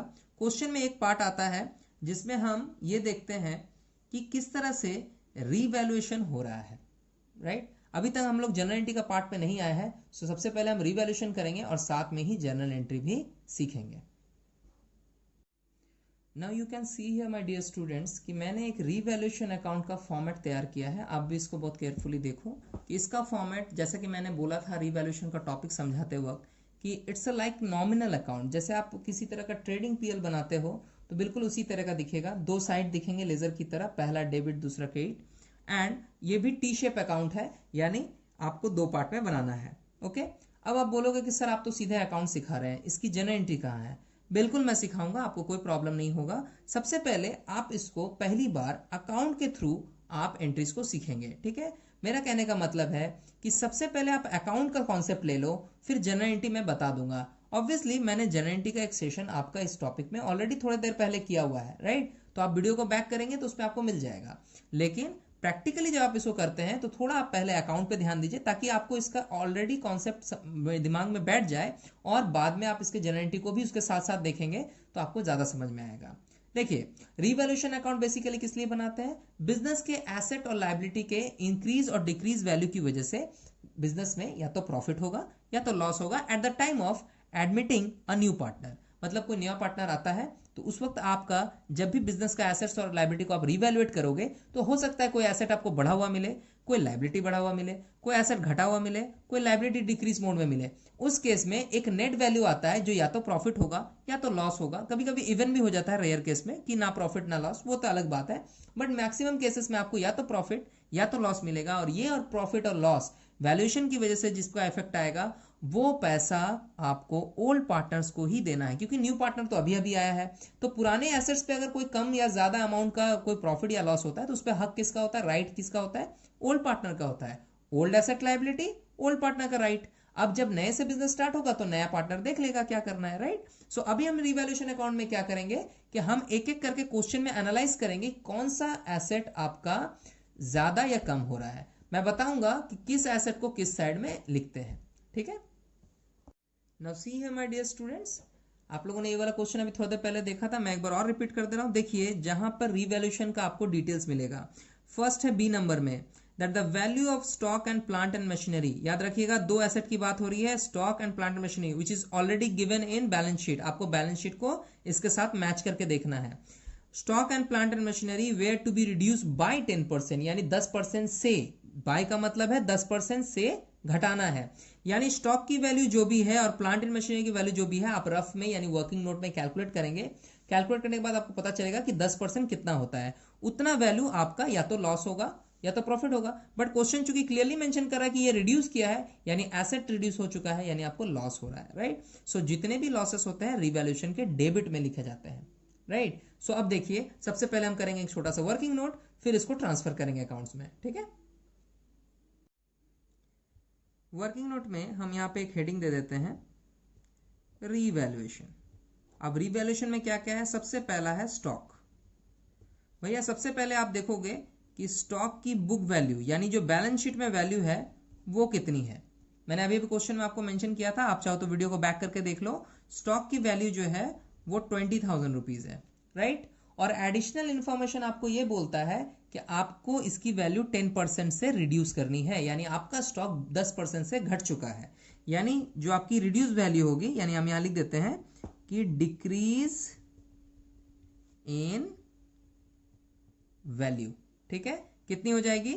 इसी 20,000 रुपीज का 10%, विच मीन्स आपके स्टॉक की वैल्यू अब 2,000 रुपए से रिड्यूस कर चुके हैं, हम लोग रिड्यूस कर चुके हैं, राइट। अगेन 2 नंबर यानी प्लांट एंड मशीनरी, जो कि सेम लाइन पे ही हमारा मेंशन था। प्लांट एंड मशीन में क्या था? मशीनरी। इसकी बुक वैल्यू जो है वो क्वेश्चन में 35,000 की मेंशन्ड है, राइट। और इसका भी वैल्यू डिक्रीज कर रहा है just as stock. So decrease in value हम जब लिखेंगे तो 35,000 रुपीज का 10% हम इसका भी कैलकुलेट करेंगे, विच विल बी 3,500। सो ये भी हमारा एक डिक्रीज का वैल्यू है, राइट। अब हम आगे बढ़ते हैं क्वेश्चन के नेक्स्ट पार्ट की तरफ। See here that a provision of 5% was to be created for doubtful डेब्ट। दिखाई दे रहा है आप लोग को बढ़िया से कि प्रोविजन एक 5% का है जो कि डाउटफुल डेब्ट पे है। और आई हैव सेड ऑलरेडी कि डेटर से कनेक्शन होता है डाउटफुल डेब्ट्स का, यानी कोई ऐसा डेटर जो आपको पैसे देने में आनाकानी कर रहा है या फिर क्लियर नहीं है पेमेंट को लेके, तो हम उसको बोलते हैं कि डाउट है उस पर हमको, यानी डाउटफुल डेब्ट्स है। और 5% का मतलब है मैं एक इसमें से 5% का अमाउंट सेपरेट करके as a name of provision आप अकाउंट में अलग रखोगे, ताकि कल के डेट में ये पैसा अगर आपको ना मिले तो आप उसका कुछ पर्टिकुलर अरेंजमेंट कर सको। सो डेटर जो है 9,700, उसका प्रोविजन कैलकुलेट करो वर्किंग नोट में 5%, जिसको हम as a reduce in asset के नाम से कहेंगे। सो 3 नंबर हमारा क्या है? हम लोग सबसे पहले यहां लिखेंगे प्रोविजन फॉर डाउटफुल डेब्ट्स, जो कि हमें क्वेश्चन में 5% का कैलकुलेट करना है। और रिमेंबर ये हम कैलकुलेट करेंगे डेटर जो कि 9,700 का है बुक वैल्यू जिसकी, उस पे हम 5% का निकाल लेंगे।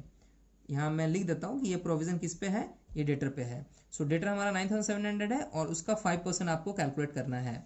सो आप इसका 5% जो आपका हो जाएगा 485 रुपीज, ये हो गया आपका प्रोविजन। अब इसको हम क्या इंडिकेट करेंगे कि हमारा डिक्रीज इन वैल्यू है 485।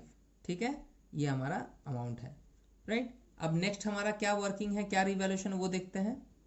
नेक्स्ट हमारे पास जो इंफॉर्मेशन है वो ये है कि that the building account was to be appreciated by 20%। ध्यान से सुनिएगा, बिल्डिंग अकाउंट यानी ये रहा बिल्डिंग, 50,000 वैल्यू का दिख रहा है बुक्स में, यानी खातों में दिख रहा है। And the building account was to be appreciated. Appreciated का मीनिंग मैंने पहले ही बोला है, डेप्रिशिएटेड होता है decrease in value of asset, appreciated का मतलब होता है increase in the value of asset. इसका मतलब बिल्डिंग जो कि पहले से 50,000 का आपको दिख रहा है बैलेंस शीट में, आपको उसकी वैल्यू 20% से इंक्रीज करनी है, यानी बढ़ानी है। सो 4 नंबर कैलकुलेशन हमारा हो जाएगा बिल्डिंग से रिलेटेड, राइट। बिल्डिंग जो है वो बुक्स में 50,000 की है, ठीक है। हम क्या करेंगे, इसमें अब हम लिखेंगे इंक्रीज इन वैल्यू, यानी आपकी वैल्यू बढ़ रही है। एप्रिशिएट का मतलब बढ़ना।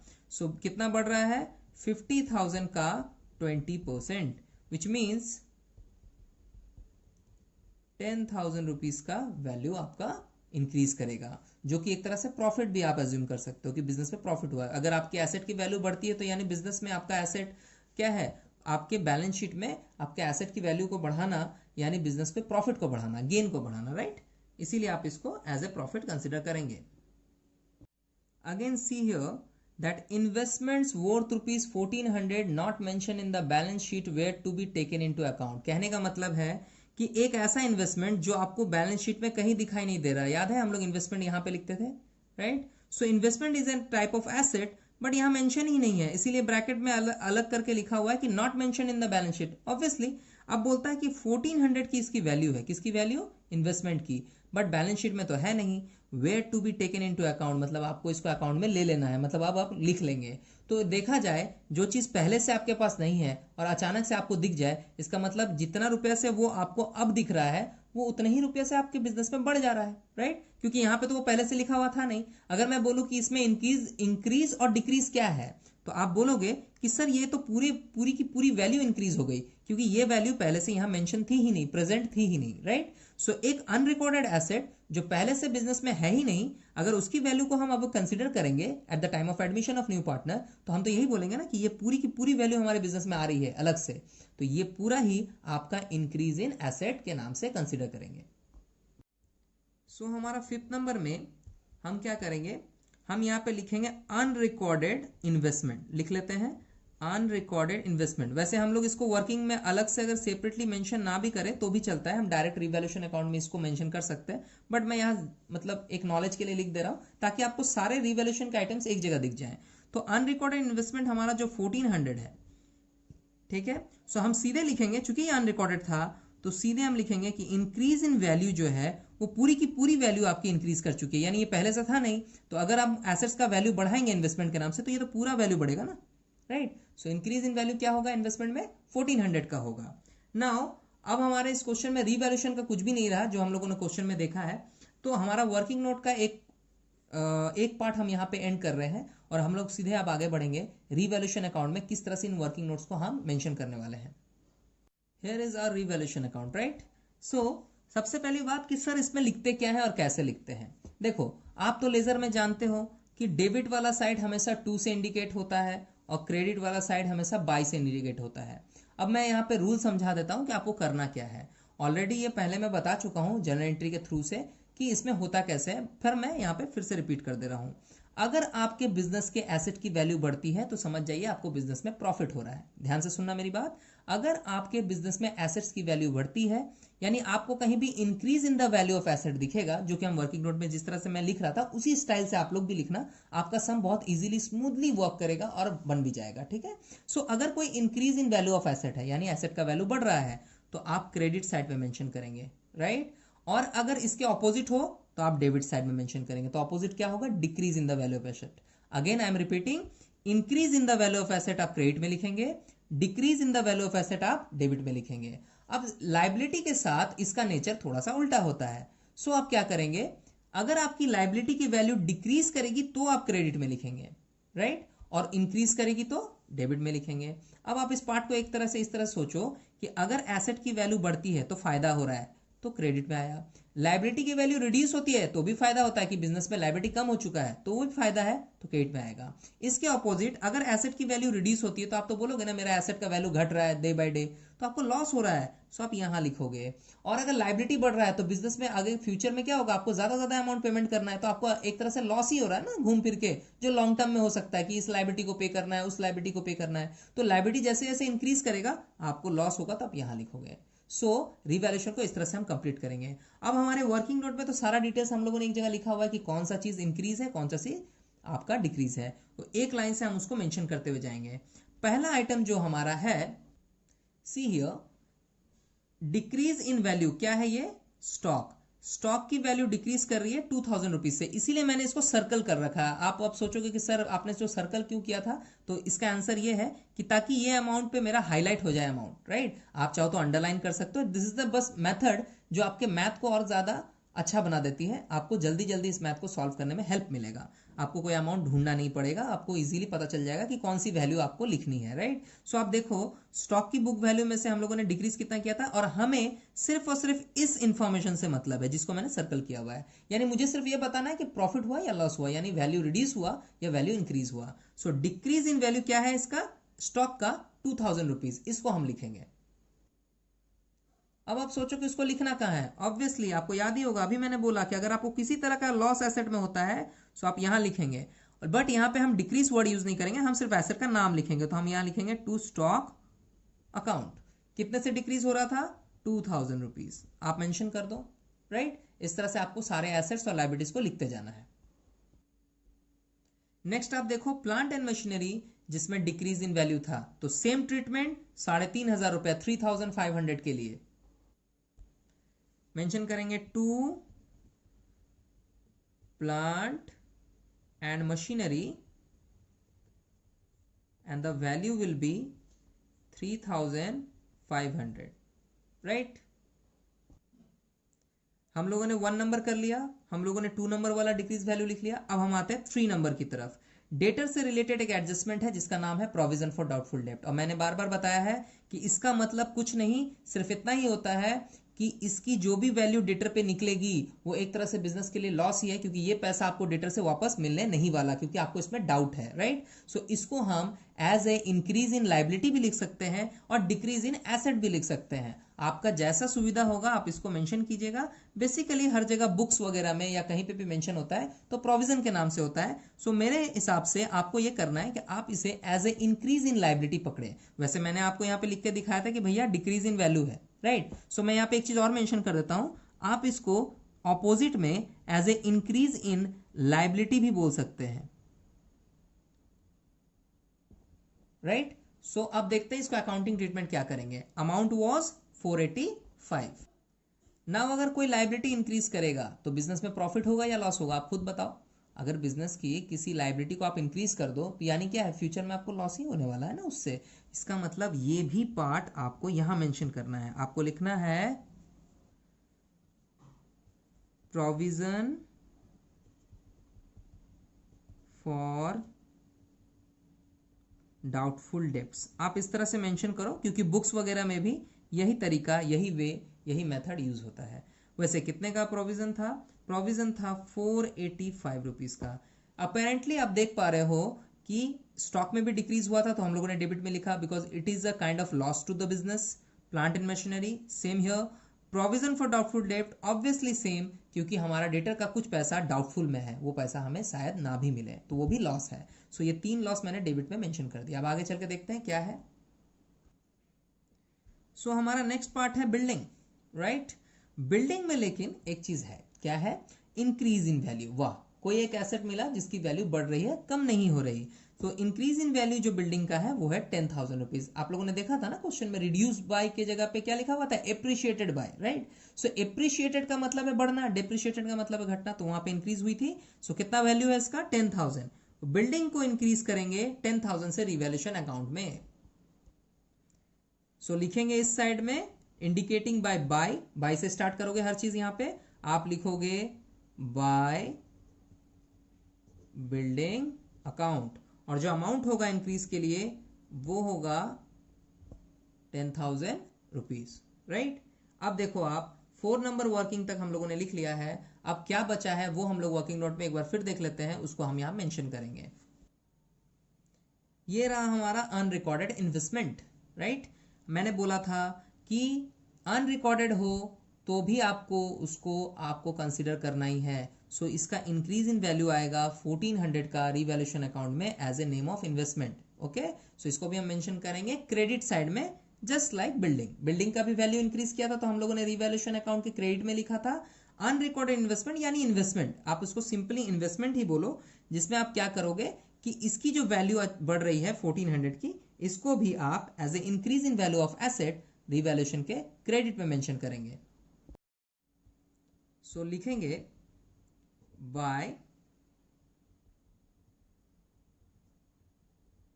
इन्वेस्टमेंट अकाउंट 1400 का आपका वैल्यूएशन यहां पे मेंशन होगा। नाउ अकाउंट तो हम लोगों ने इतनी दूर कर लिया है। सो अब क्या करना है? अब हम वही करेंगे जो हर नॉमिनल अकाउंट के साथ हम करते आए हैं। नॉमिनल अकाउंट में यानी जिस तरह से ट्रेडिंग पीएल बनता है, बिल्कुल ये भी उसी तरह का अकाउंट है, क्योंकि ये भी प्रॉफिट और लॉस कुछ ना कुछ हमें फाइंड आउट करके देगा। सो हम यहाँ क्या करेंगे, दोनों साइड के टोटल को अलग से जोड़ेंगे और टैली करके देखेंगे कि हमारा बैलेंस कहाँ रिड्यूस कर रहा है। और मैंने इसके लिए ऑलरेडी जनरल एंट्री बताते वक्त बता दिया था कि अगर आपका एक्सेस क्रेडिट का है, यानी क्रेडिट साइड का टोटल ज्यादा है, तो आपको प्रॉफिट आएगा जो कि आपको यहां लिखना है, राइट। और अगर आपका डेबिट साइड का टोटल ज्यादा है तो आपको लॉस आएगा जो कि आपको यहां मेंशन करना है। चाहे प्रॉफिट आए चाहे लॉस आए, दोनों ही केसेस में वो लॉस या प्रॉफिट आपको ओल्ड पार्टनर्स को उनके ओल्ड रेशियो में डिवाइड करके देना पड़ेगा।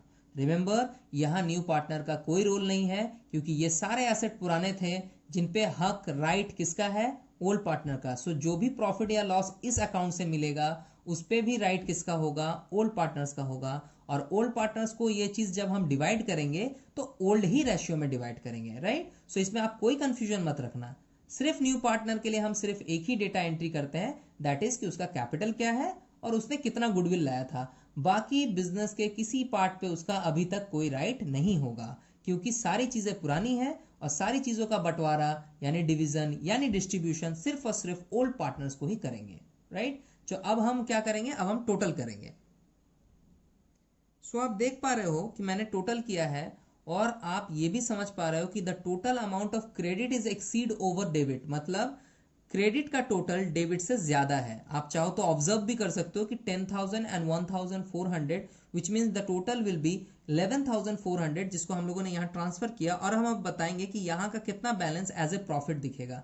रिमेंबर, इस साइड का बैलेंस अगर आता है तो प्रॉफिट, इस साइड अगर कुछ रिड्यूस करके बैलेंस आता है तो दैट इज लॉस।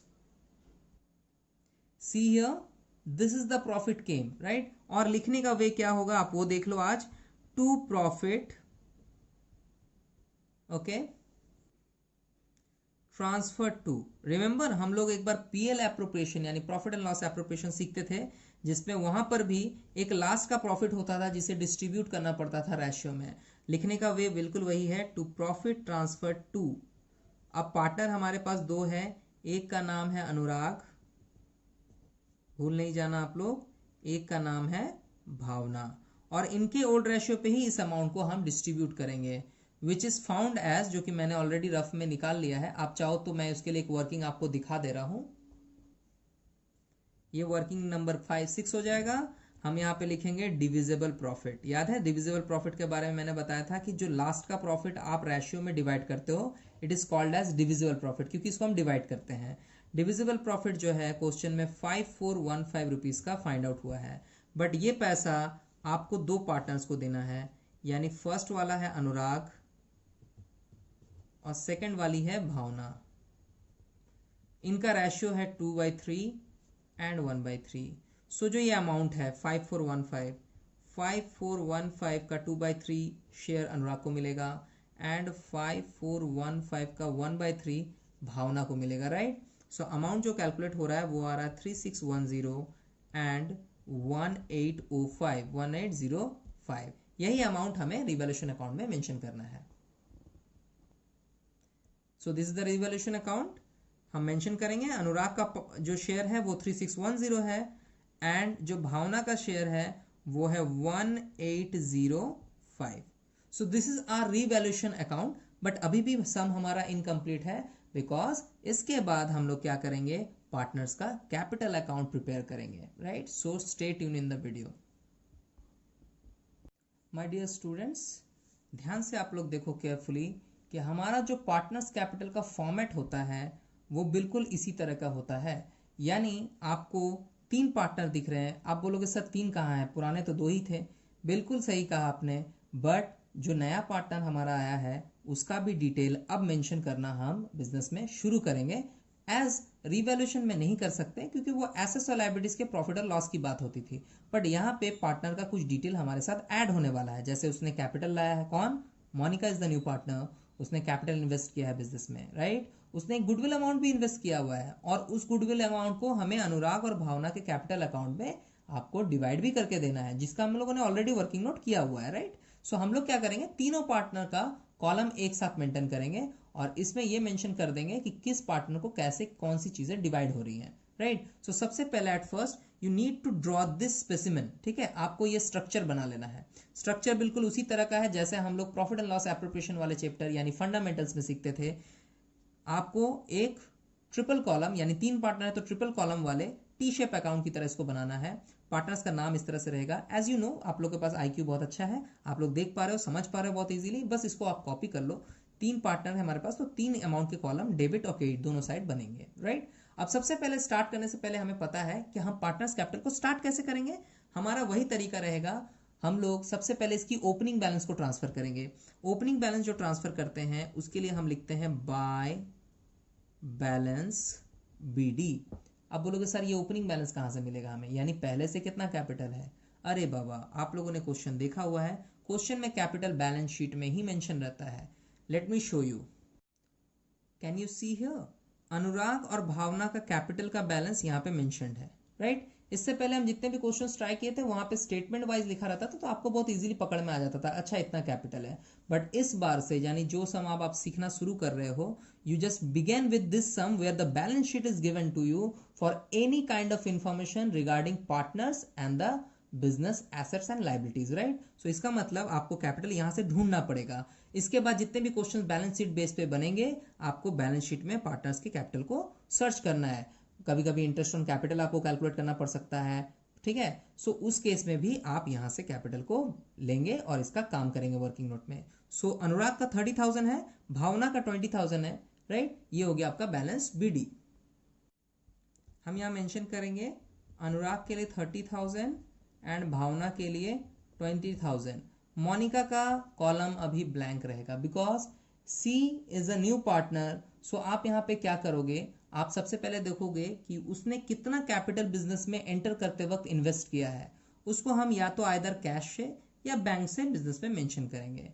हमको एक टिप देना है आपको कि अगर आप बैलेंस शीट में कैश अकाउंट का मेंटेनेंस देख रहे हो, यानी बैलेंस शीट में अगर कैश दिया हुआ है, तो आप यहाँ पे एंट्रीज भी सारे कैश में ही करना, और अगर बैंक अकाउंट मेंशन किया हुआ है तो बैंक से करना, ठीक है। उसके अपार्ट फ्रॉम दैट आप बैंक यूज कर सकते हो, इसमें कोई ऑब्लिगेशन नहीं है। बट मैं यहाँ क्या कर रहा हूँ, चूंकि बैलेंस शीट में ऑलरेडी कैश ही दिया हुआ है, तो हम जितने भी ट्रांजैक्शन कर रहे हैं कैश से रिलेटेड ही करेंगे। सो मैं यहाँ लिख रहा हूं बाय कैश अकाउंट, यानी पार्टनर जब भी पैसा लाता है, सो यहां पे हम मेंशन करेंगे 8 में। सो मोनिका ने कितना इंट्रोड्यूस किया हुआ है, मोनिका ने इंट्रोड्यूस किया हुआ है 15,000 का अमाउंट, राइट। इसके बाद मोनिका अपना गुडविल का अमाउंट पे करेगी, जिसके लिए एंट्री होता था पहले मैंने सिखाया हुआ है प्रीमियम फॉर गुडविल। सो हम यहां पे लिखेंगे by premium for goodwill, right. और कितना अमाउंट था ये हमें वर्किंग नोट से पता चलेगा। वर्किंग नोट का ये पार्ट जहां पे मैंने सैक्रिफाइसिंग रेशियो का कैलकुलेशन किया था, यू रिमेंबर दैट, राइट। यहाँ पे मैंने ये भी बताया था कि मोनिका का शेयर जो है गुडविल का वो 6,000 है, और अनुराग और भावना उसको सैक्रिफाइसिंग रेशियो में डिवाइड करेंगे आपस में 4 and 2,000, टोटल 6,000। सो अनुराग को मिलेगा 4,000, भावना को मिलेगा 2,000। सो अनुराग का शेयर हो गया 4,000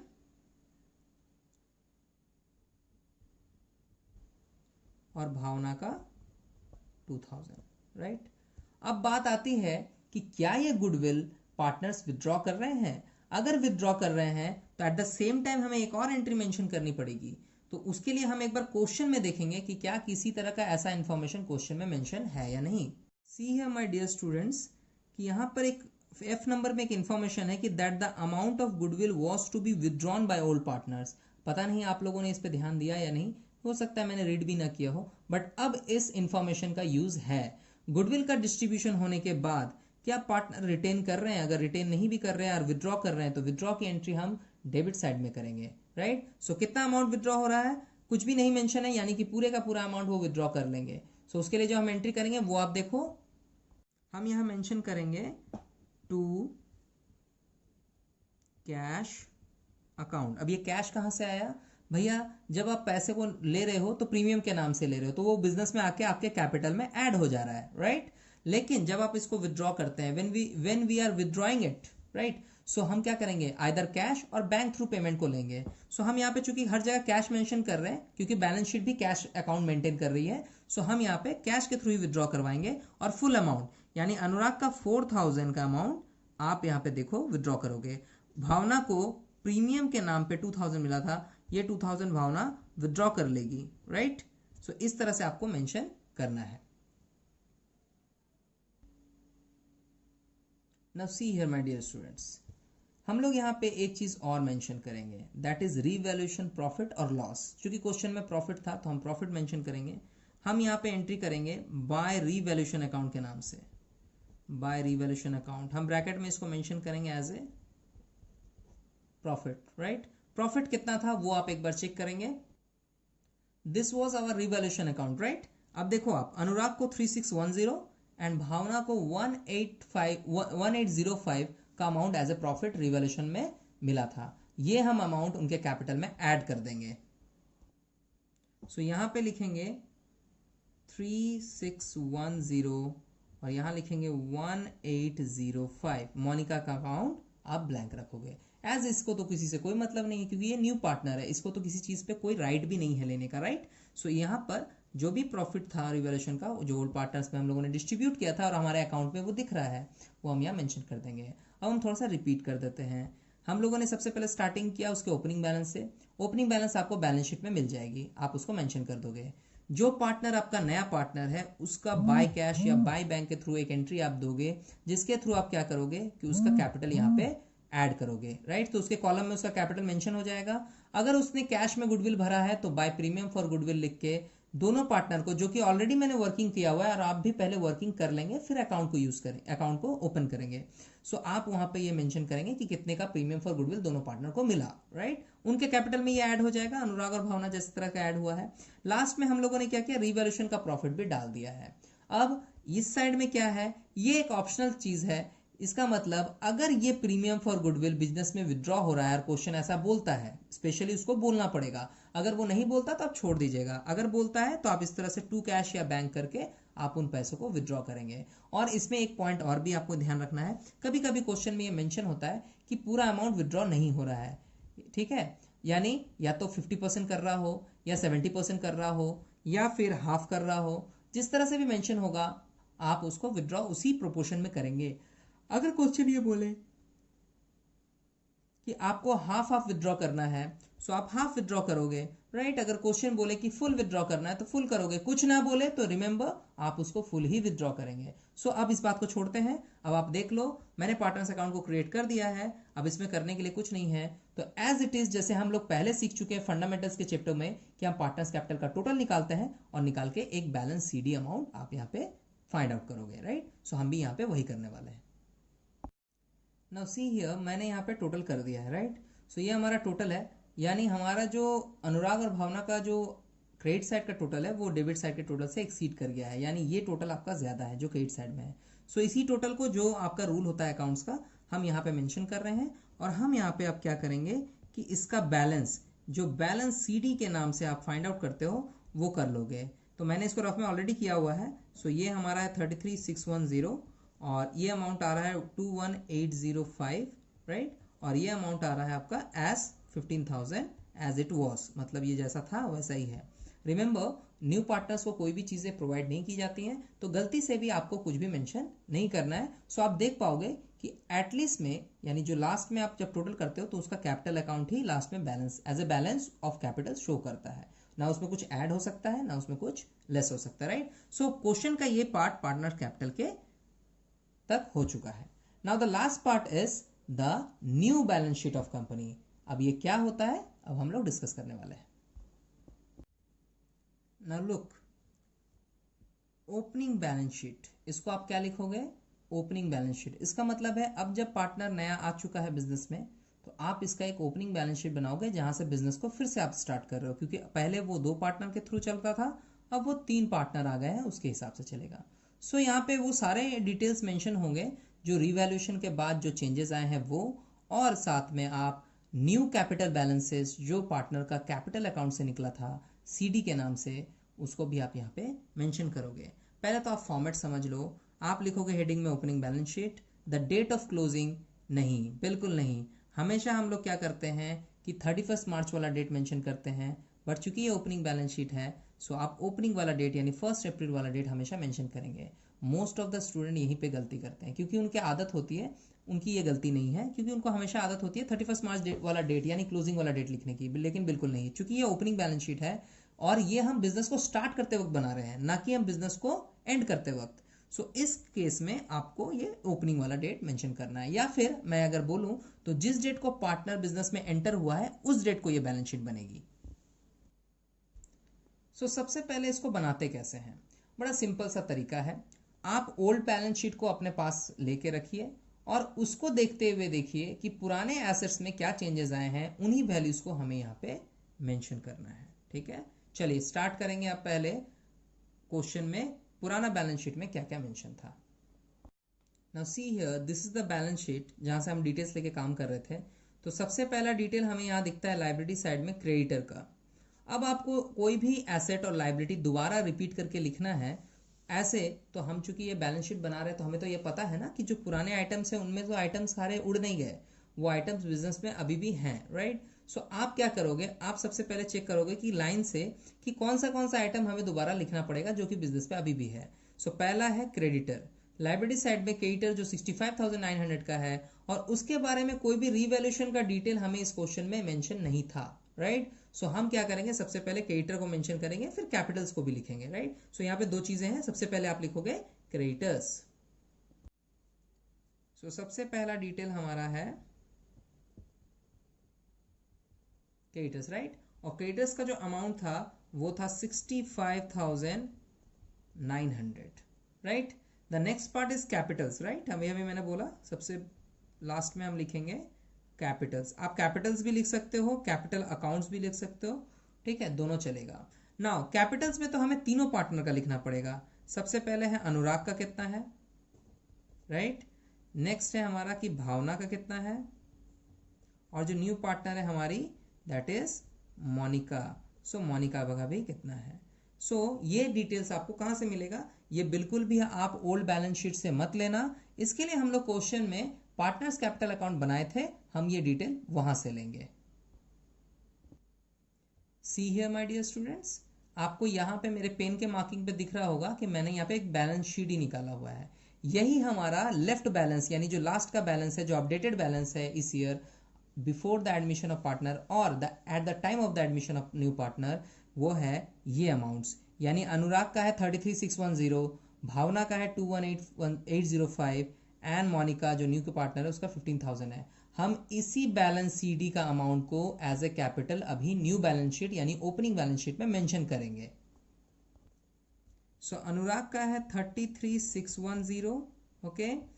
भावना का है 21,805, right, and the last one is Monica who is new partner with capital of 15,000 right now, और इनका एक टोटल कर लेंगे, टोटल होगा 70,415, राइट। सो दो डिटेल्स हमें बैलेंस शीट में मिले थे, हम लोगों ने उसी को कॉपी किया, बट जहां अमाउंट चेंज करने की नेसेसिटी पड़ी वहां पे हम लोगों ने अमाउंट को अपडेट भी कर दिया है, राइट। अब बारी आती है the chance will be for asset revaluation, यानी एसेट में भी तो बहुत सारे चेंजेस हुए हैं, राइट। कोई एसेट बढ़ गया, कोई एसेट घट गया, आप उसी वैल्यू पे वहां पे इसको मेंशन करेंगे, ठीक है। चलिए एक लाइन से यानी वन बाय वन हम देखते हैं कौन से एसेट में क्या हुआ है। नाउ सी हियर, सबसे पहला जो फाइनेंशियल आइटम आपको एसेट में दिखाई देगा दैट इज कैश, जिसका बैलेंस है 1200 रुपीज, राइट। सो कैश जो कि 1200 रुपीज का है, इसमें क्या चेंज आ सकता है वो हम चेक करेंगे, और इसको चेक करने के लिए हम बिजनेस के सारे लेजर्स को एक बार वेरीफाई करेंगे कि कहीं हमारा कैश आना या जाना यानी इनफ्लो या आउटफ्लो हुआ है कि नहीं। अगर बैलेंस बढ़ा है तो हम ऐड कर लेंगे, अगर रिड्यूस हुआ है तो हम लेस कर लेंगे। सो पहले से कैश कितना है 1200 रुपीज। अब हम देखते हैं कि इसके बैलेंस में क्या इंक्रीज या डिक्रीज हुआ है। सो सबसे पहले हम मेंशन करेंगे कैश बैलेंस शीट में, राइट। अभी हम एक वर्किंग नोट की तरह ही यहाँ पे हम समझा रहे हैं, बट इसको लिए हम कैश का एक लेजर अकाउंट भी ओपन करते हैं, बट फिलहाल कोई नेसेसिटी नहीं है। आप अभी सिंपल वे में समझो कि हम क्या करेंगे। सबसे पहली बात कि सबसे पहले तो कैश बिजनेस में 1200 का ऑलरेडी बैलेंस था, राइट। अब मोनिका जो कि न्यू पार्टनर है, उसने बिजनेस में एंटर किया 15,000 के कैपिटल बैलेंस के साथ, तो वो भी कैश में आया था, तो वो हम लोगों ने ऐड कर लिया, हमारा कैश बैलेंस बढ़ गया। उसने एक गुडविल अमाउंट भी पे किया है 6,000 रुपीज का, जो कि पार्टनर्स को मिला, राइट। अब लेकिन प्रॉब्लम क्या है कि ये पैसा पार्टनर ने विड्रॉ भी कर लिया, सो -6,000 अगेन, राइट। सो हमारा जो बैलेंस दिखेगा बैलेंस शीट में, मतलब न्यू बैलेंस शीट में आपका जो कैश बैलेंस दिखेगा विल बी 16,200। कैसे आया ये 1200 प्लस 15,000 यानी 16,200, उसमें 6,000 ऐड किए, फिर 6,000 लेस किए, तो 6,000 की तो वैल्यू बची ही नहीं। सो ये वाला वैल्यू बचा है, तो इसको आप ऐड करो तो 16,200 आपका बैलेंस शीट का कैश अभी ओपनिंग बैलेंस शीट में रिफ्लेक्ट करेगा, राइट। अब हम बढ़ते हैं आगे दूसरे एसेट की तरफ। अगर आप वीडियो को बैक करें तो उसमें आपको आराम से ही दूसरा एसेट मिल जाएगा, दैट इज सन्ड्री डेटर्स। सबसे पहले हम वो लिख लेते हैं सन्ड्री डेटर्स, राइट। अब सन्ड्री डेटर में क्या हुआ है, सन्डे डेटर ऑलरेडी 9700 का क्वेश्चन में रिफ्लेक्ट कर रहा था, बट उसमें एक प्रोविजन हम लोगों ने क्रिएट किया है 485 रुपीज का, right. See the working note over here, provision for doubtful debt 5% था ना डेटर पे, जो डेटर का अमाउंट कितना था 9700, और उसमें से प्रोविजन हम लोगों ने क्रिएट किया 485, तो डेटर का वैल्यू 485 रुपीज से रिड्यूस करना है। सो डेटर अमाउंट विल बी 9700, हम यहां पे करेंगे less provision which is 485 rupees, and the balance of debtor now shown in the balance sheet is 921 and 5 rupees, right? 9215. Now come to the next asset, which is stock. Now working note पे तो इसका पूरा information है, तो हम बार बार book के पास वापस नहीं जाएंगे, बट आप लोग क्या करना, बुक के बैलेंस शीट को वेरीफाई करके ही उसी के ऑर्डर में, ऑर्डर आप समझते हो, एक के बाद आइटम एक जैसे भी लिखा हुआ है उसी ऑर्डर में आप उसको सॉल्व करते हुए जाओगे। अगर किसी एसेट में कोई किसी भी तरह का रिवैल्यूएशन नहीं दिखता है तो आप उसको बिल्कुल ही उसके पुराने वैल्यू पे ही लिख लोगे, राइट। जैसे मैं एक एग्जांपल देता हूं, हमारा क्रेडिटर में कोई भी रिवैल्यूएशन नहीं था, सो वो ओल्ड बैलेंस शीट में भी 65,900 से रिफ्लेक्ट कर रहा था, और अभी भी मैंने उसी अमाउंट को यहाँ पे कॉपी किया हुआ है, यानी कोई चेंजेस इसमें आया नहीं, तो जैसा का तैसा अमाउंट आपको यहाँ पे दिखेगा, और आप बाकी सारी एसेट और लायबिलिटी के साथ भी ऐसा करेंगे। अब देखिए हमारा जो नेक्स्ट एसेट है that is stock, right. So stock की एक्चुअली में बुक वैल्यू क्या है पहले वो चेक करते हैं। Now the stock book value will B 20,000, ये तो 20,000 होगा, बट इसमें एक चेंज आया है। चेंज क्या है वो हम इस पॉइंट को हम पढ़ के आपको सुना दे रहे हैं कि that the value of stock and plant machinery, यानी अलॉन्ग विद प्लांट, स्टॉक का भी वैल्यू क्या हुआ था 10% से रिड्यूस किया था, यानी एक ही बार में हम दोनों आइटम देख लेते हैं। स्टॉक है 20, प्लांट एंड मशीनरी है 35,000, और दोनों में 10% का रिड्यूस करके हम वैल्यू को शो करेंगे बैलेंस शीट में। स्टॉक जो है वो 20,000 का है, इसमें हम लेस करेंगे, less decrease in value, okay, mention करेंगे 2000, लेस करेंगे तो हमारा जो अमाउंट आएगा दैट विल बी 18,000। सो हमारा अब स्टॉक का जो वैल्यू है वो 18,000 है। Again the next asset is plant and machinery, so मैंने यहाँ प्लांट एंड मशीन लिखा है, right. So plant and machinery की जो बुक वैल्यू है जो अभी हम लोगों ने पढ़ा दैट इज 35,000, राइट। सिमिलरली इसकी भी वैल्यू रिड्यूस कर रही है, सो हम यहाँ पे भी वही लिखेंगे, लेस डिक्रीज इन वैल्यू। इसकी जब वैल्यू डिक्रीज कर रही थी तो इसका अमाउंट था 3500, क्योंकि 10% उसका 3500 आ रहा है, और माइनस करने के बाद आपको जो अमाउंट फाइंड आउट होगा वो होगा 31,500। Now next and the last one is building, right. Building का जो अमाउंट है वो है 50,000 रुपीज का।